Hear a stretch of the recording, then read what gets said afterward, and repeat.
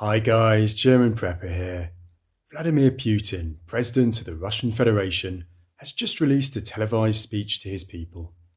Whichever side you support in the current conflict, or like me you support neither, this speech is one for the history books. You may see and hear parts on the mainstream media, but I intend to relate the full speech to you now. It is long guys, but quite extraordinary. I recommend hearing it through to know just how badly the situation between East and West has deteriorated. World War III has never been so close, and this speech makes that fact blatantly clear. Here we go.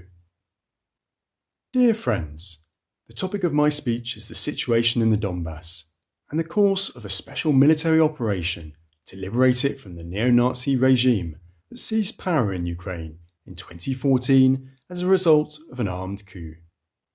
Today, I appeal to you, to all citizens of our country, to people of different generations, ages and nationalities, to the people of our great motherland, to all who are united by great historical Russia, to soldiers and officers, volunteers who are now fighting on the front lines, are on the combat post, to our brothers and sisters, residents of the Donetsk and Luhansk People's Republics, Kherson and Zaporizhzhia regions, and other areas liberated from the neo-Nazi regime.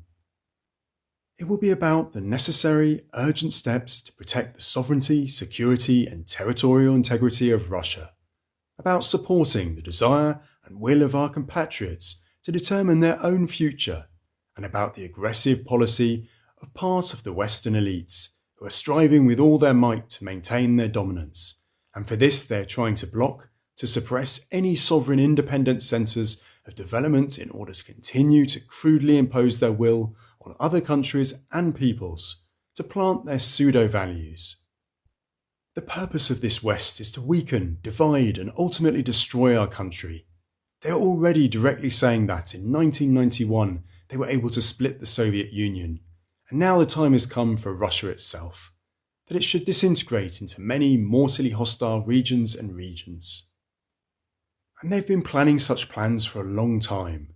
They encouraged gangs of international terrorists in the Caucasus, promoted the offensive infrastructure of NATO close to our borders. They made total Russophobia their weapon, including for decades they purposefully cultivated hatred for Russia, primarily in Ukraine, for which they were preparing the fate of an anti-Russian foothold. And the Ukrainian people themselves were turned into cannon fodder and pushed to war with our country, unleashing it, this war, back in 2014, using the armed forces against the civilian population, organising genocide, blockade, terror against people who refused to recognise the power that arose in Ukraine as a result of a coup. And after the current Kiev regime actually publicly refused a peaceful solution to the Donbass problem, and moreover announced its claims to nuclear weapons, it became absolutely clear that a new, yet another, as it had happened twice before, large-scale attack on the Donbass was inevitable. And then, just as inevitably, there would have been an attack on the Russian Crimea, on Russia. In this regard, the decision on a preemptive military operation was absolutely necessary and the only possible one. Its main goals, the liberation of the entire territory of Donbass, have been and remain unchanged. The Luhansk People's Republic has already been almost completely cleared of neo-Nazis. Fighting in the Donetsk People's Republic continues. Here for 8 years the Kiev occupation regime created a deeply echeloned line of long-term fortifications.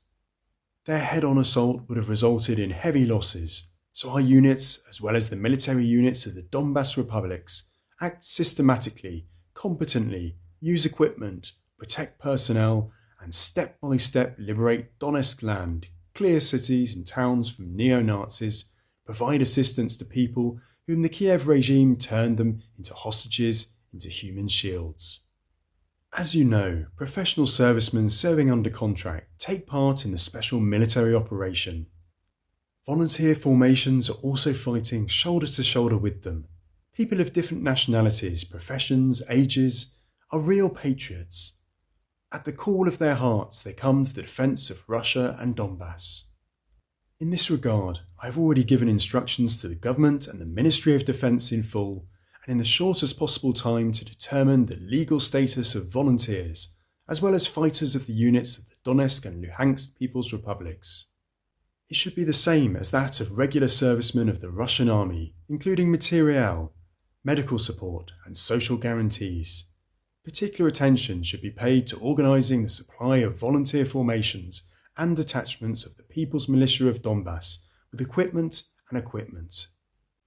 In the course of solving the main tasks of protecting Donbass, our troops, based on the plans and decisions of the Ministry of Defence and the General Staff on the General Strategy of Action, liberated from neo-Nazis also significant territories of the Kherson and Zaporizhzhia regions and a number of other regions. As a result, an extended line of combat contact was formed, which is over 1,000 kilometres. What do I want to say publicly today for the first time? Already after the start of the special military operation, including the talks in Istanbul, the representatives of Kiev reacted very positively to our proposals, and these proposals primarily concerned ensuring Russia's security and our interests. But it is obvious that the peaceful solution did not suit the West. Therefore, after certain compromises were reached, Kiev was actually given a direct order to disrupt all agreements. Ukraine began to be pumped up with weapons even more. The Kiev regime has launched new gangs of foreign mercenaries and nationalists, military units trained to NATO standards and under the de facto command of Western advisors.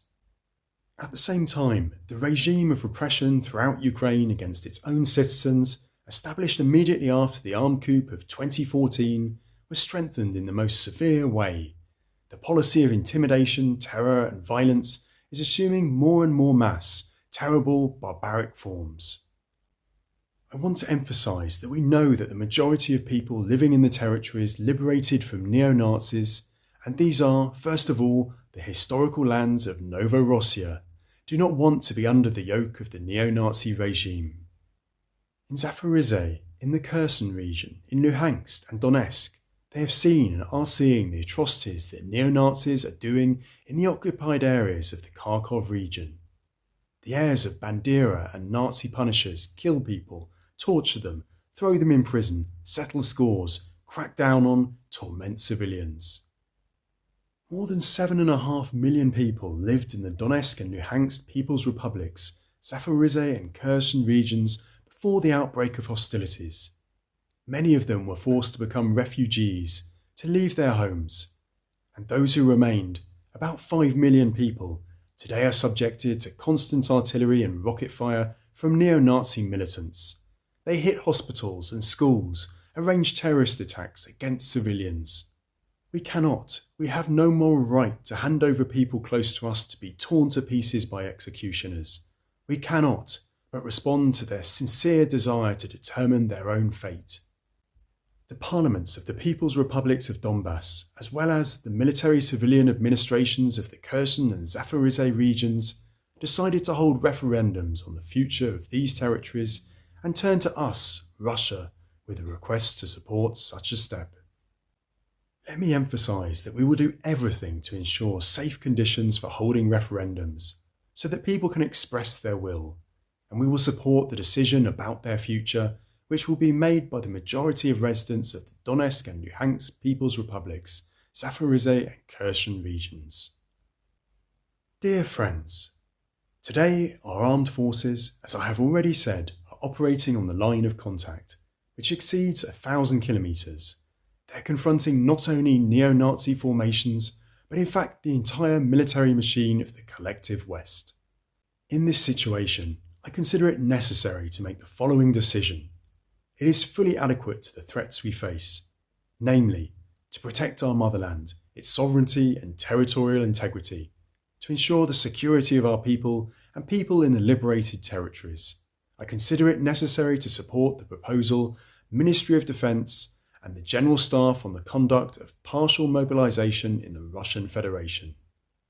I repeat, we are talking specifically about partial mobilisation. That is, only citizens who are currently in the reserve will be subject to conscription, and above all, those who served in the armed forces have certain military specialities and relevant experience. Those called up for military service will undergo additional military training without fail, taking into account the experience of a special military operation before being sent to the units. The decree on partial mobilisation has been signed. In accordance with the law, the chambers of the Federal Assembly, the Federation Council and the State Duma will be officially informed about this today by letters. Mobilisation activities will begin today from the 21st of September. I instruct the heads of regions to provide all necessary assistance to the work of military commissariats. I would like to emphasise that Russian citizens called up for military service by mobilisation will receive the status, payments and all social guarantees of military personnel serving under contract. I will add that the decree on partial mobilisation also provides for additional measures to fulfil the State Defence Order. The heads of defence industry enterprises are directly responsible for solving the tasks of increasing the production of weapons and military equipment, and deploying additional production capacities. In turn, all issues of material, resource and financial support for defence enterprises must be resolved by the government immediately. Dear friends, in its aggressive anti-Russian policy, the West has crossed every line. We constantly hear threats against our country, our people. Some irresponsible politicians in the West not only talk about plans to organise the supply of long-range offensive weapons to Ukraine, systems that will allow strikes against the Crimea and other regions of Russia. Such terrorist strikes, including with the use of Western weapons, are already being carried out on the border settlements of the Belgorod and Kursk regions. In real time, using modern systems, aircraft, ships, satellites, strategic drones, NATO carries out reconnaissance throughout southern Russia. In Washington, London, Brussels, they are directly pushing Kiev to transfer military operations to our territory. No longer hiding, they say that Russia should be defeated by all means on the battlefield, followed by the deprivation of political, economic, cultural, in general, any sovereignty with the complete plunder of our country. Nuclear blackmail was also launched.